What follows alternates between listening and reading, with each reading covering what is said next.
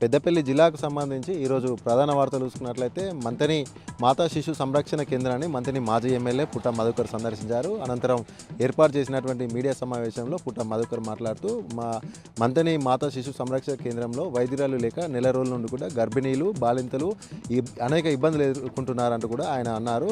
మంతని నుండి పెద్దపల్లి రామగుండం గోదావరికానికి వెళ్ళి గర్భిణీ స్త్రీలు బాలింతలు అనేక ఇబ్బందులు పడుతున్నారంటూ కూడా ఆయన ఆరోపించారు.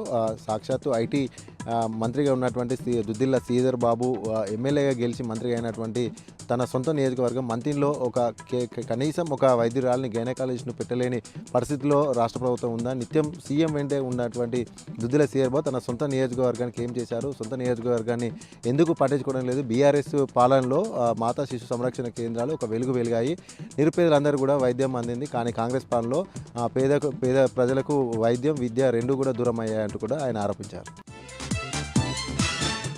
అలాగే మరొక ప్రధాన వార్త చూసుకున్నట్లయితే పెద్దపల్లి జిల్లా బేగంపేటలో ఉన్నటువంటి ప్రాథమిక ఆరోగ్య కేంద్రాన్ని పెద్దపల్లి జిల్లా కలెక్టర్ కోయ శ్రీహర్ష ఆకస్మికంగా తనిఖీ చేశారు. ఈ సందర్భంగా కలెక్టర్ ప్రాథమిక ఆరోగ్య కేంద్రంలో నడుచుకుంటూ వెళ్ళి రోగులను నేరుగా కలిసి కూడా రోగులకు అందుతున్నటువంటి వైద్య సదుపాయాలను వాళ్ళు అడిగి తెలుసుకున్నారు. అంతేకాకుండా సిబ్బంది యొక్క పనితీరు పైన కూడా రోగులను అడిగి తెలుసుకున్నారు. ఈ నేపథ్యంలోనూ విధుల పట్ల నిర్లక్ష్యంగా వ్యవహరించినటువంటి ముగ్గురు వైద్య సిబ్బందితో పాటుగా ముగ్గురు వైద్య సిబ్బందిని సస్పెండ్ చేస్తూ ఉత్తర్వులు జారీ చేశారు. అంతేకాకుండా వైద్య అధికారికి షోకాజ్ నోటీసు అందించారు జిల్లా కలెక్టర్ కోయ శ్రీహర్ష. అలాగే మరొక ప్రధాన వార్త చూసుకున్నట్లయితే పెద్దపల్లి జిల్లా వ్యాప్తంగా కూడా జాతీయ రోడ్డు భద్రత మాసోత్సవాలు ఘనంగా కొనసాగుతున్నాయి.